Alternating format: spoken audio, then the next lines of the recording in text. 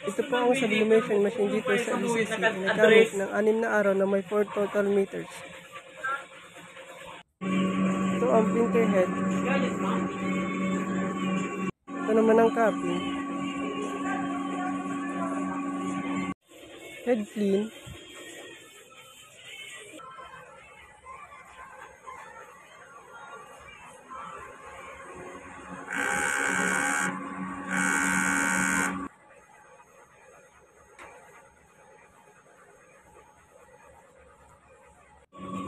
Punasan ng wiper after head clean.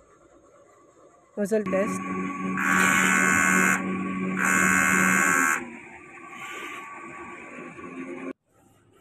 Ang ink tank ay tama lang ang level. Ang waste tank ay nililinis tuwing Sabado. Nandito ang AVR at ang ground wire. Nandito ang stock namin ng sublimation paper. Dito naman ang used at unused ink. Ito naman ang records na nagamit namin sa magenta, sa cyan,